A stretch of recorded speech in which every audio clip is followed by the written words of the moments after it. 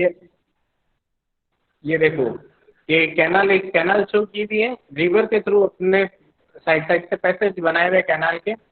वहां पर एक देखो गेट्स बनाए हुए, ये देखो ये गेट्स बनाए हुए। अब जितना पानी तुमको सप्लाई करना होता है, ये गेट्स ओपन किए, पानी सप्लाई किया, और तुम लोग इसी की कैनाल की डिजाइन पढ़ोगे इसके अंदर। आ गया समझ में? अब अपन आगे स्टार्टिंग से मूव करते। सबसे पहले तुम लोगों को पता तो है कैनाल क्या होती है?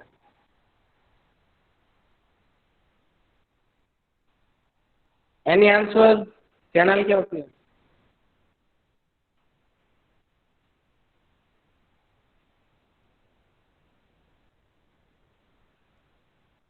जल्दी बोलो, कैनाल क्या होती है? सर एक तरह से वाटर ट्रांसपोर्ट होती है। एक सिंपल सीधी सी विदाउट इंजीनियरिंग लैंग्वेज में आंसर बता दो, केवल एक लाइन में बता सकते हो तो। वाटर ट्रांसपोर्ट अलग चीज हो गया, वाटर ट्रांसपोर्ट में काफी चीज आ जाएगी।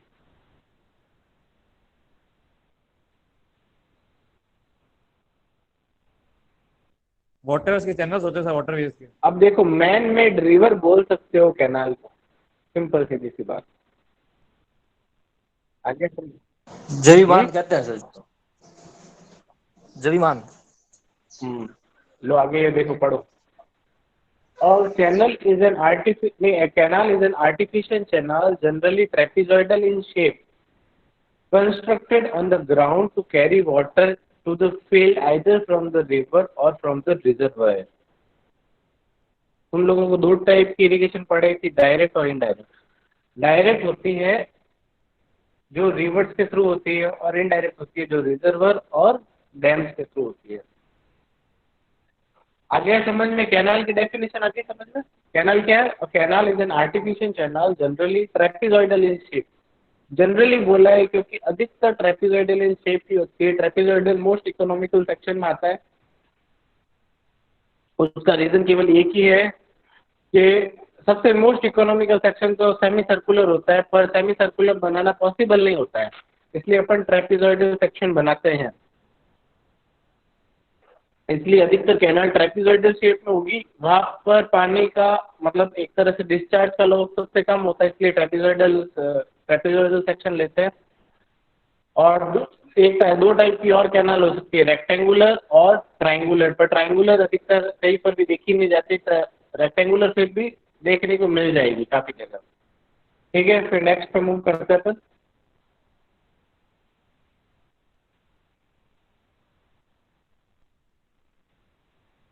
Distributary work.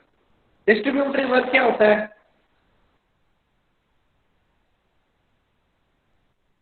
जल्दी आंसर दो, डिस्ट्रीब्यूटरी वर्क क्या होता है?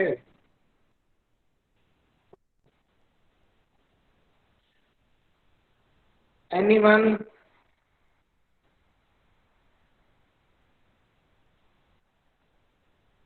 What do you mean by distributory work?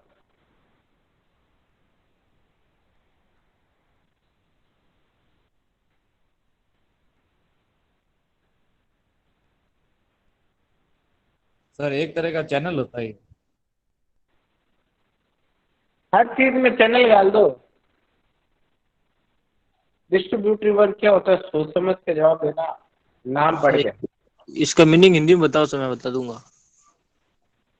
Hindi में तो इसका तो आंसर जो आ जाएगा। ब्रांचेस सारी कैनाल तो मेन काम से कनेक्ट होती नहीं है। हिंदी में इसका आंसर अच्छा है, इसलिए मैं हिंदी में तो नहीं बताना। इसका हिंट दे दो सर, मैं बता दूं।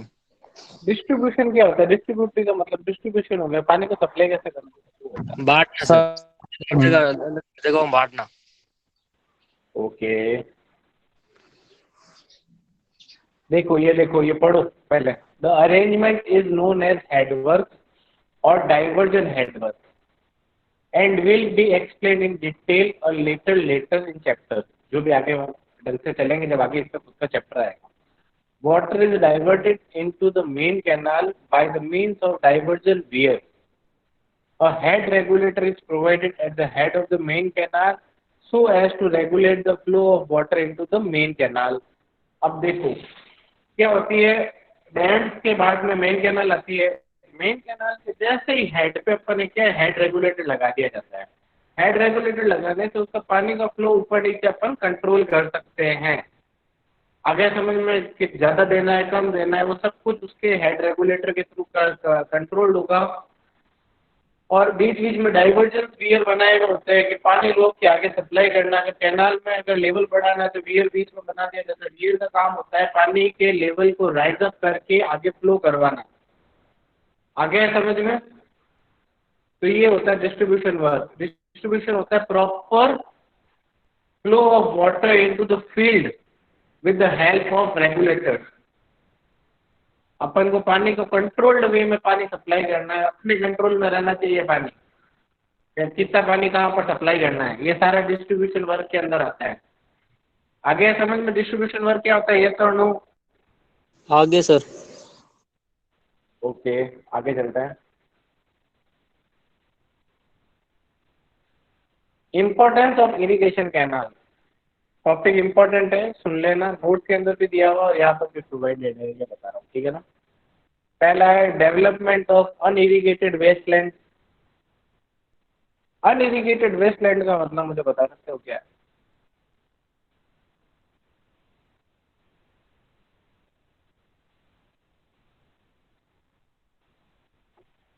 अब देखो, किसने सोचा था कि अपने राजस्थान में भी काफी कुछ उगाया जा सकता है, जैसलमेर साइड जहाँ चणों की खेती बहुत अच्छी होती है आजकल जैसलमेर में। उसका रीजन है Indira Gandhi lift canal, IGNP, ठीक है ना। वहां पर अगर मतलब कैनाल, इरिगेशन कैनाल आएगी ऐसी जगह जहाँ पर कुछ है नहीं, तो वहाँ पे एक तो डेवलपमेंट होगा, पहले तो किसानों का डेवलपमेंट होगा, फिर उसके आजू बाजू अगर किसान रहने लगेंगे तो वहाँ मार्केट डेवलप होगा। धीरे धीरे वो लैंड और भी ज्यादा मतलब क्या बोलते हैं वेल्दी हो जाएगा, पैसे वाला हो जाएगा और उसका डेवलपमेंट और तेजी से होगा। इसलिए ये लिखा है डेवलपमेंट ऑफ अनइरिगेटेड वेस्टलैंड। जो कोई काम का ही नहीं था उसको भी इरिगेशन के लिए अपन ने यूज कर लिया गया है। सेकेंड है dangerous drought can be avoided that exploded economic development. अब मेरी बात सुनो, सूखा से सूखा अकाल पड़ रहा है, कुछ भी हो रहा है, अगर इरिगेशन कैनाल है तो वहां अकाल का असर नहीं पड़ेगा। आ गया समझ में? आया या नहीं आया? मैं तुमसे एक क्वेश्चन पूछना चाहता हूँ, इस लाइन से एक क्वेश्चन पूछना चाह रहा हूँ, आंसर देना मुझे, कोई भी एक देना। कि बॉम्बे साइड बारिश बहुत जोरदार होती है और नागपुर साइड बारिश बहुत कम होती है, दोनों एक ही स्टेट के हिस्सा है, महाराष्ट्र के। Reason anyone? और उसका वेस्टर्न घाट्स और ओशियन की वजह से है। वेस्टर्न घाट की साइड बहुत बिल्कुल, लंबी है और नाग अगर मेरी बात सुनो, वेस्टर्न घाट पे एक डैम बना के अगर वहां पर नहरों के थ्रू पानी सप्लाई कर दिया जाए नागपुर साइड, तो वहां पर नॉर्मल हो सकती है कंडीशन। आराम से हो जाएगी। तो इसीलिए कि अगर वो जो पानी इतना ज्यादा इकट्ठा हो रहा है उसको आराम से वहां सप्लाई कर दिया जाए, तो फिर वो अपने एक विजिट उसको जो एक तरह से बंजर जमीन है वो एकदम हरी भरी हो जाएगी। तो वो इसलिए ये वाली भी चीज जरूरी है कि अपन को इरिगेशन कैनाल इतना है, इतना बेनिफिशियल होता है। अगर ड्रॉट हो गया, कहीं पर अकाल पड़ गया, कुछ भी सूखा भी पड़ गया, तो उसका भी इफेक्ट नहीं पड़ेगा।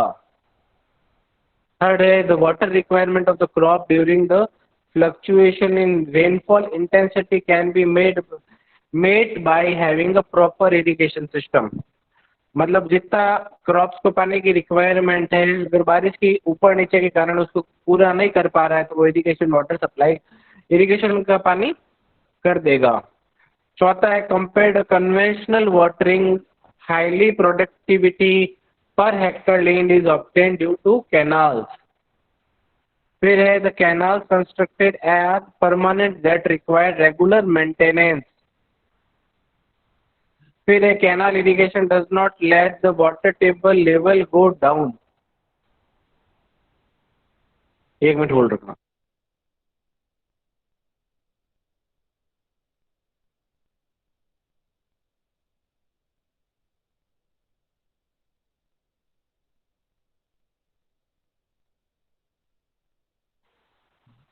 So canal irrigation does not let the water table go down.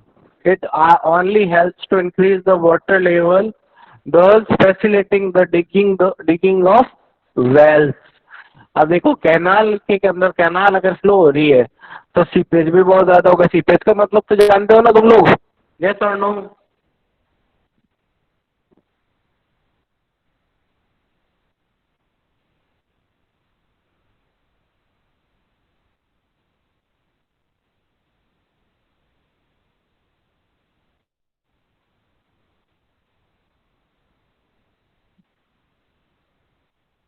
Seepage का मतलब जानते हो ना?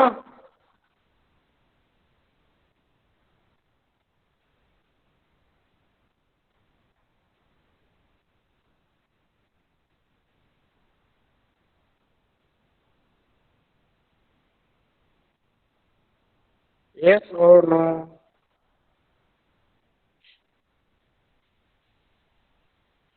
जल्दी बताओ, सीपेज का मतलब जानते हो नहीं जानते हो? सीपेज नहीं समझ में आएगा तो आगे मैं मूव नहीं कर पाऊंगा, क्योंकि सीपेज इसके अंदर बहुत इंपॉर्टेंट चीज है।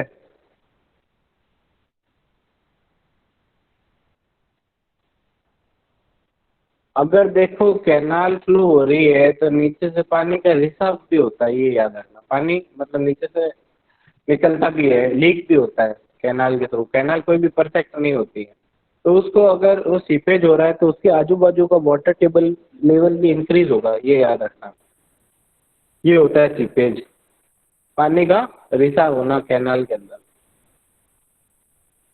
उसको अपन रोक सकते हैं एक अच्छी लाइनिंग के थ्रू। ज़्यादा सीपेज होना भी नुकसानदायक होगा, कैनाल को एक तो डैमेज कर देगा, खड्डे कर देगा, प्लस ऊपर से क्या बोलता है पानी का फ्लो कम कर देगा, पानी की वेलोसिटी कम कर देगा और पानी का नुकसान ज़्यादा होगा, ज़्यादा लॉस ऑफ वाटर हो जाएगा। ठीक है ना? Canal also serve the purpose of hydro electricity, drinking water supply, fishery development and navigation. आगे समझ में नेविगेशन क्या होता है? नेविगेशन का बाकी तो तुम लोग सब पॉइंट समझ गए होंगे। नेविगेशन का मतलब ये होता है कि जहाँ पर भी नहरें बनती है वो आरडीज पे बनती है, ठीक है ना? तो वो आरडी के हिसाब से पता चलता है ये आरडी का कौन से गाँव जा रही है, ये कौन से गाँव जा रही है, तो वो नेविगेशन का भी काम करती है। ठीक है? आरडी तुम्हारे शब्द काम का नहीं है, क्योंकि ये वाला वैसे भी जब जॉब्स लगती है उस समय काम आएगा, अभी कुछ भी काम का नहीं है। ठीक है? अब देखो कैनाल किस टाइप की होती है और कैसे होती है, ये सारी इसके अंदर इस डायग्राम के अंदर शो किया हुआ है। Nature of source of water supply, permanent and inundation canal. Financial output क्या होता है? प्रोटेक्टिव कैनाल और प्रोटेक्टिव कैनाल। फंक्शन क्या होता है? Irrigation canal, carrier canal, feeder canal, navigation canal और power canal. Boundary surface of canal, alluvial canal, non alluvial canal, rigid boundary canal. मतलब सबके टाइप्स दिए हुए विद डिस्क्रिप्शन विद फंक्शन। ठीक है ना? कि किस फंक्शन के हिसाब से इसको किस भागों में डिवाइड किया गया है, ये सब सुनना। Discharge and its relative importance, main, branch, major, distributary, minor distributary और वाटर कोर्स। फिर है कैनाल अलाइनमेंट, कंटूर, वाटरशेड और टाइड फ्लो। ये सारे कुछ ये फ्लो डायग्राम याद रख लोगे तो तुम्हें इसके टाइप्स याद हो जाएंगे, कोई कौन सा किस हिसाब से डिवाइडेड है। आगे समझ में? आगे अपन मूव करते हैं।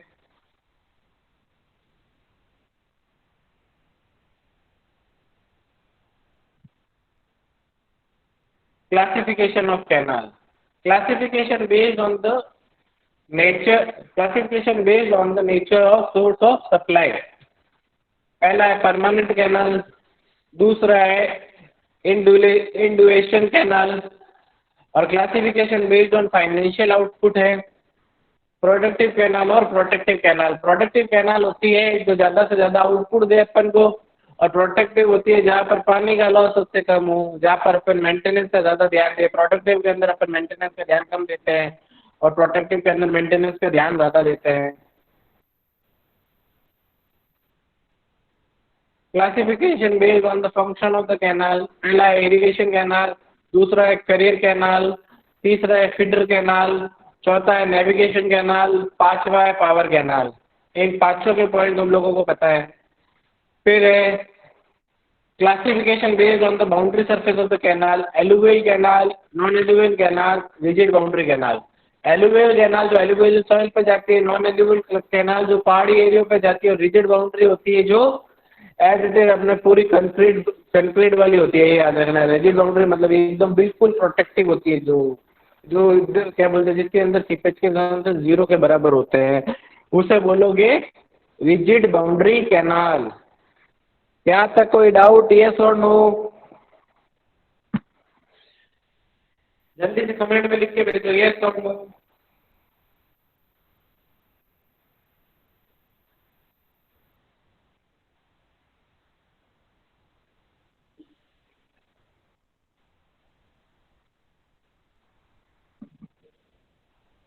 ओके, फिर आगे मूव ऑन करते हैं।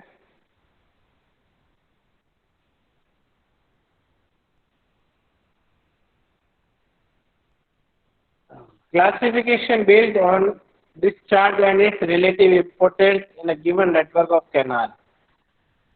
इसके अंदर है main canal, branch canal, major distributary, minor distributary और वाटर फोर्स। ये सब कुछ इसके अंदर क्लासिफिकेशन डिस्चार्ज के ऊपर डिपेंडेंट है। फिर कैनाल अलाइनमेंट, कैनाल अलाइनमेंट वाला तुम्हारे बहुत ज़्यादा इंपॉर्टेंट अगर पूछा जाता है तो इसी में से पूछा जाएगा, इसके आगे वाले classification. Contour canal, watershed canal और साइड स्लोप कैनाल। इसके अंदर सबसे इम्पोर्टेंट है वाटरशेड, मतलब सबसे ज़्यादा यूज होने वाली कैनाल है और सबसे इफेक्टिव कैनाल है वाटरशेड कैनाल, जो दोनों तरफ डिस्ट्रीब्यूशन कर सकती है, उसे बोलोगे वाटरशेड कैनाल। कंटूर कैनाल वो होती है जो कंटूर के इर्द गिर्द घूमती है, ये याद रखना। साइड स्लोप होती है जो कंटूर के, देखो कंटूर कैनाल होती है जो पैरेलल चलती है उसे कंटूर कैनाल कहोगे, और जो कंटूर के परपेंडिकुलर चलोगे उसे साइड स्लोप कैनाल कहोगे। और वाटरशेड कैनाल होता है जो दोनों तरफ पानी सप्लाई करते हो, मतलब जो सबसे हाईएस्ट पीक पे जो वाटर, मतलब जो लाइन पे अगर कैनाल बनी हुई है और जो उसके नीचे साइड पानी सप्लाई कर रहे हो उसे वाटरशेड कैनाल कहोगे।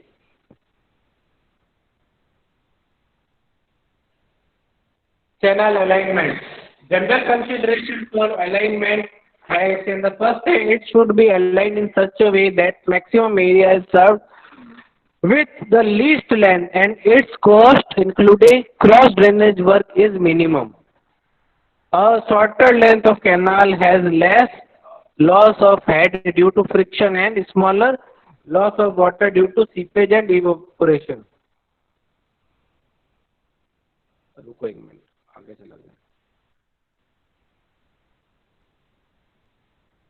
A shorter length of canal has less loss of head due to friction and smaller loss of water due to seepage and evaporation, so that additional area can be brought under cultivation। Third is the alignment should be kept straight as far as possible, it results in minimum loss। Fourth है, it should have minimum cross drainage work. ये सारे points canal alignment के अंदर आते हैं, ये general consideration रखा जाता है जब कैनाल की अलाइनमेंट होती है।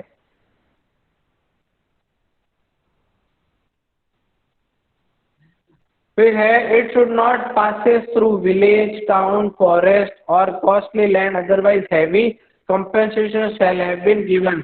अगर कहीं से ये चीजें पास हो रही है तो वहाँ पर अपने क्या बोलते हैं, वो घर वर रिमूव होता है तो वहाँ पर अपन को उनको कंपनसेशन देना पड़ता है, तो जो बहुत ज़्यादा हैवी होगा। It should be such that heavy cutting and filling are avoided, ज़्यादा कटिंग और फिलिंग भी अवॉइडेड की जाती है, नहीं तो उसकी कॉस्टिंग बढ़ जाएगी फालतू की। It should pass through the ridge so that both side of the canal can be irrigated. ये वाटर साइड कैनाल होती है, passes through the ridge, ridge होता है वाटर शेड, वाटर शेड से अगर कैनाल पास हो रही है तो उसे water shade canal. The alignment should be such that as far as possible a balanced depth of cutting and filling is achieved। फिर है, the alignment should not be made in rocky, breakage और cracked strata। ये याद रखना कि इसके अंदर नहीं बना हुआ होना चाहिए, नहीं तो कैनाल को डैमेज होने के और पानी को कैनाल को डैमेज होने के चांसेस ज़्यादा होते हैं, कैनाल वहाँ पर बिछाने भी बहुत प्रॉब्लम हो जाती है। तो इसलिए अपन को ऐसी चीज़ों का सबका ध्यान रख के ही कैनाल का अलाइनमेंट देना चाहिए।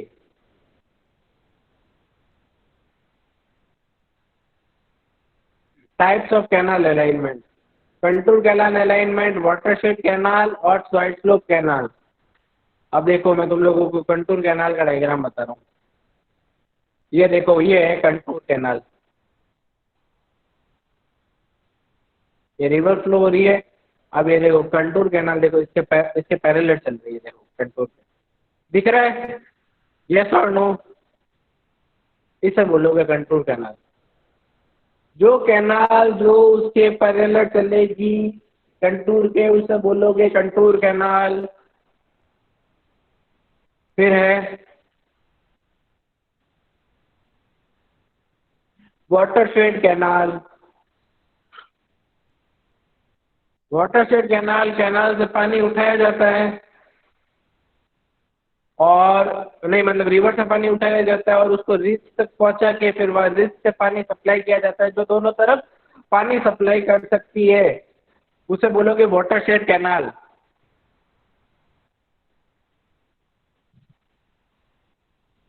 ठीक है, ये है साइड स्लोप कैनाल। ये देखो साइड स्लोप कैनाल, ये देखो ये कंटूर से इसके कहाँ पर चल रहा है, परपेंडिकुलर चल रहा है, इसे बोलोगे साइड स्लोप कैनाल। क्या बोलोगे? Side slope canal.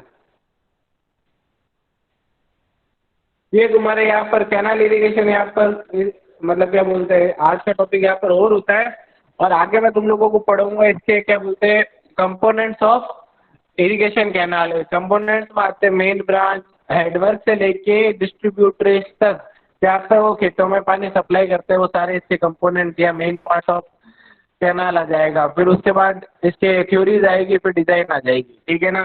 ये है तुम्हारे इसके कैनाल के इरिगेशन, कैनाल इरिगेशन के अंदर।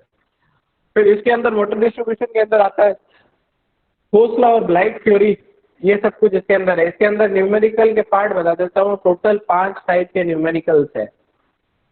सबसे डिफिकल्ट न्यूमेरिकल है खोसला थ्योरी का, और इसका क्या बोलता है ब्लेड को, एक मिनट रुकना। हाँ, कैनेडी और लेसिस के अंदर अपने पास, कैनेडी के अंदर 2 है और लेसिस के अंदर 1 है, जो सारे डिजाइन स्टेप्स पे निर्भर करते हैं। और डिजाइन स्टेप्स अगर तुम लोगों को आते हैं तो ये न्यूमेरिकल करना बहुत आसान हो जाएगा। आगे समझ में? आज के लेक्चर के अंदर कुछ भी डाउट है तुम लोगों को तो पूछ लो, अभी भी माइक ऑन करके पूछना। सर वाटर शेड बताओ ना एक बार आप। हाँ, वाटर शेड बता रहा हूँ मैं।